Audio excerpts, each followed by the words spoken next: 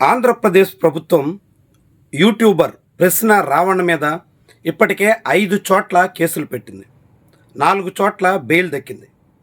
అందులో పిఠాపురం ఆరంభించి కాకినాడ రూరల్, మచిలీపట్నం, నక్కపల్లి, తాజాగా గన్నవరం.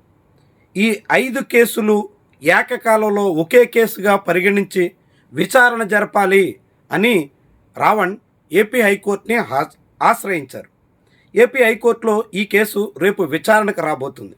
గతంలో కూడా ఒకే నేరానికి పలు చోట్ల ఫిర్యాదులు చేస్తే అనేక ఎఫ్ఐఆర్లు నమోదు చేయడం గడిచిన కొంతకాలంగా మొదలైన ఆనవాయితీ.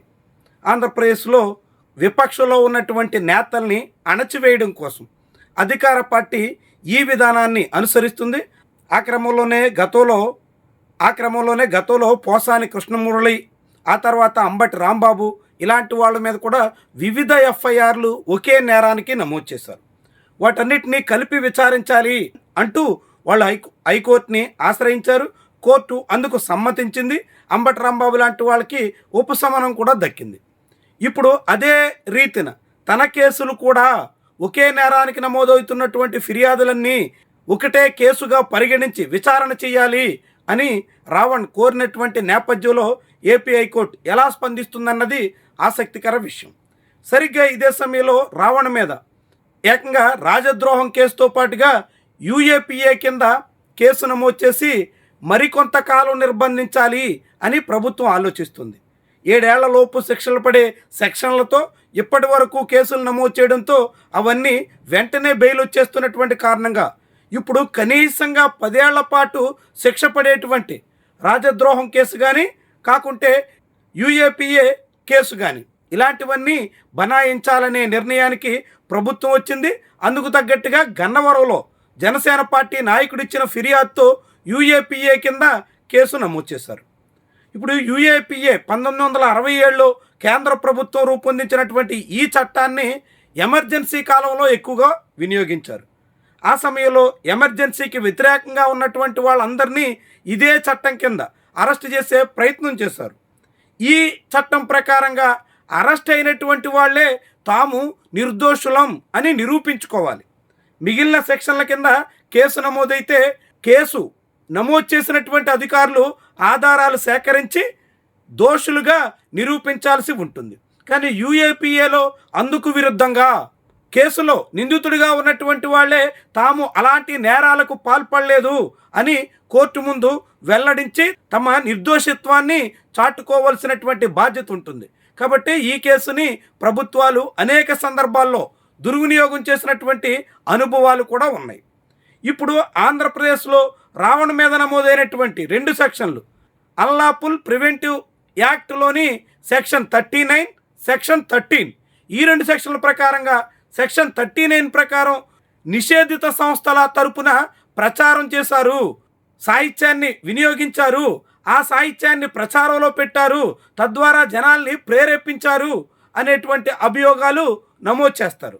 అయితే ఇలాంటి చట్టం కింద కేసు నమోదు చేసినప్పుడు గతంలో శ్రేయా సింఘాల్ వంటి వాళ్ళ కేసుల్లో సుప్రీంకోర్టు ల్యాండ్ మార్క్ జడ్జిమెంట్స్ కూడా ఇచ్చింది.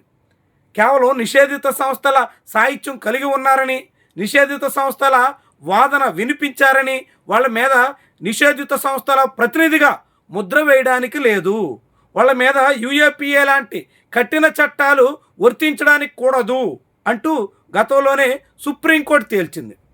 అదే సమయంలో సెక్షన్ 13 ప్రకారంగా నిషేధిత సంస్థల కార్యకలాపాల్లో పాల్గొన్నారు అన్నట్టుగా ఉంటుంది. మరి నిజంగా రావణ్ లాంటి వాళ్ళు అలాంటి ప్రయత్నం చేసినట్టుగా ప్రభుత్వం ఆధారాలు చూపించే బదులు రావణ్ అలాంటివి లేవని తను ప్రస్తావించినప్పుడు ఆధారాలు చూపాల్సిన బాధ్యత ప్రభుత్వం మీద ఉంటుంది. అలాంటి కార్యకలాపాల్లో రావణ్ పాల్గొన్నట్టుగా గతంలో మావోయిస్టులకు మద్దతుగా మాట్లాడారని కాకుంటే మరెవరినో తప్పుబట్టారని ఇలాంటి వాదనలు ఇప్పుడు సోషల్ మీడియాలో ఉధృతంగా సాగుతున్నాయి. అయినప్పటికీ అలాంటి వాదనలు చెల్లుబాటు అయ్యే అవకాశం లేదని గతంలో సుప్రీంకోర్టు ఇచ్చిన శ్రేయా సింఘాల్ లాంటి వాళ్ళ కేసుల్లో ల్యాండ్ మార్క్ జడ్జిమెంట్స్ ఉన్నటువంటి తరుణంలో ఇప్పుడు ఈ కేసులో ఎలా రెస్పాండ్ అవుతారు అన్నది కీలకం. వీటన్నిటికీ మించి రావణ్ కేసులో ఒక అడ్వాంటేజ్ ఆయన వైపు కనిపిస్తుంది. ఇప్పటి వరకు తన మీద నమోదు చేసినటువంటి కేసుల్లో వరుసగా బెయిల్స్ రావడంతో ఉద్దేశపూర్వకంగానే తనను ఈ కేసుల్లో ఇరికించారు. తన మీద లేని చట్టాల్ని ప్రయోగించి అనవసరపు వివాదాలను బనాయించి తనను ఇరికించే ప్రయత్నం చేస్తున్నారు అని కోర్టుకు నివేదించడానికి అవకాశం అయితే ఉంది. ఎందుకంటే గడిచిన 4 రోజులుగా 4 పోలీస్ స్టేషన్లో 4 కోర్టుల ముందు ప్రొడ్యూస్ చేసినటువంటి రిమాండ్ రిపోర్టుల్ని తోసిపుచ్చినటువంటి అనుభవం ఉన్న తరుణంలో వెంటనే గన్నవరం పిఎస్లో నమోదైనటువంటి ఈ కేసు మీద రావణ వాదనకు బలం చేకూర్చడానికి ఆధారాలు కనిపిస్తున్నాయి. మరి ఈ తరుణంలో హైకోర్టు ఎలా స్పందిస్తుంది, రావణ్ తరపున న్యాయవాదులు ఏ తీరున కోర్టు ముందు తమ వాదనలు ఉంచుతారు, ఇవన్నీ కీలకమైనటువంటి అంశాలు. అయితే ప్రభుత్వం మాత్రం చాలా టార్గెటెడ్గా రావణ్ విషయంలో కక్షపూరితంగా సాగుతున్నట్టు కనిపిస్తోంది. ఎట్టి పరిస్థితుల్లోనూ రిమాండ్కి పంపించాలి, జైలు పాలు చేయాల్సిందే అనేటువంటి పట్టుదలనైతే ప్రదర్శిస్తోంది. మరి ఈ తరుణంలో ఇప్పుడు ఈ కేసు ఎలాంటి మలుపులకి ఆస్కారం ఉంటుంది, ఏ తీరున సాగుతుంది అన్నది కీలకమైనటువంటి విషయం.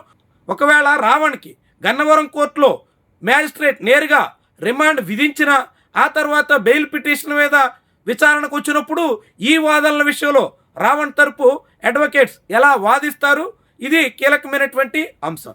అయితే దీనికి మసాలా జోడించి సోషల్ మీడియాలో మరికొన్ని ప్రచారాలు కూడా ముందుకు వస్తున్నాయి. ముఖ్యంగా ప్రకాష్ రాజ్ కూడా ఈ కేసులో నిందితులుగా మారబోతున్నారు.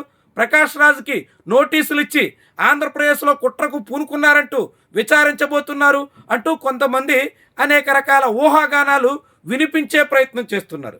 నిజానికి ప్రకాష్ రాజ్ రావణ్ మధ్య స్నేహం ఉన్నదన్నది బహిరంగ రహస్యం.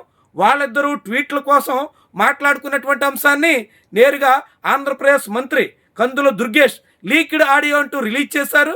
దాన్ని ప్రకాష్ రాజ్ తప్పుపట్టారు, కట్ పేస్ట్ అన్నట్టుగా ఆయన చెప్పుకొస్తున్నారు. ఇలాంటివన్నీ నిలబడాలంటే ముందు ప్రభుత్వం పగడ్బందీగా సాగాల్సి ఉంటుంది. ఎందుకంటే గతంలో చాలామంది గుర్తుండే ఉంటుంది, జగన్మోహన్ రెడ్డి పల్నాడు పర్యటనకు వెళ్తున్నప్పుడు ఆయన వాహనం కింద సింగయ్య అనేటువంటి వైఎస్ఆర్సీపీ కార్యకర్తే నలిగి చనిపోయాడు, జగన్మోహన్ రెడ్డి ప్రయాణిస్తున్న వాహనం కిందే పడ్డాడు అని కేసు నమోదు చేశారు. ఒక వీడియో క్లిప్ రిలీజ్ చేసి దాని ద్వారా నానా హడావుడి చేశారు. జగన్మోహన్ రెడ్డి వాహనాన్ని సీజ్ చేశారు. కానీ తీరా ఆ కేసులో ఆధారాలు లేకపోవడంతో, అలాంటి వీడియోలన్నీ ఏఐ జనరేటెడ్ అని తేలిపోవడంతో మొత్తంగా ప్రభుత్వం ఆ కేసుని మూలన పెట్టి చేతులు ముడుచుకుని కూర్చోవలసి వచ్చింది. ప్రకాష్ రాజ్ విషయంలో కూడా రావణ్ విషయంలో జనసేన పార్టీ బదనాం అయిపోతుంది కాబట్టి ప్రకాష్ రాజ్ను కూడా ఇందులో తీసుకొచ్చి ఇదేదో చాలా పెద్ద రాకెట్ అని చిత్రీకరించే ప్రయత్నానికి రాజకీయంగా చేసిన వ్యవహారంలా కనిపిస్తుందే తప్ప నిజంగా ప్రకాష్ రాజ్ని ఈ కేసులో విచారించాలని, నోటీసులు ఇవ్వాలని అలాంటి ఉద్దేశం ప్రభుత్వానికి ఉందని ఏ కోసానా భావించే అవకాశం లేదు. కానీ కొంతమంది అదిగో పులంటే ఇదిగో తోక అనేటువంటి చందాన ఊహాగానాలు వినిపిస్తూ జనాల్ని పక్కదారి పట్టించే ప్రయత్నం అయితే చేస్తున్నారు. రావణ్ ఎపిసోడ్ చాలా పెద్దది, చాలా మంది వరకు ఉంది అని అనేక అపోహలు కలిగించే ప్రయత్నంగా దీన్ని చూడాల్సి ఉంటుంది. ఏమైనప్పటికీ రావణ్ మీద నమోదైనటువంటి రాజద్రోహం, యూఏపీఏ యాక్ట్ కింద నమోదైనటువంటి చట్టాల్లో ఎలా కోర్టు స్పందిస్తుంది, ఆ తర్వాత ఆయన రిమాండ్కి వెళ్లాల్సి వస్తే పరిణామాలు ఎటు మళ్ళుతాయి, ఇవన్నీ కూడా ఆసక్తికరమైనటువంటి అంశాలుగా మనం చూడాల్సి ఉంటుంది.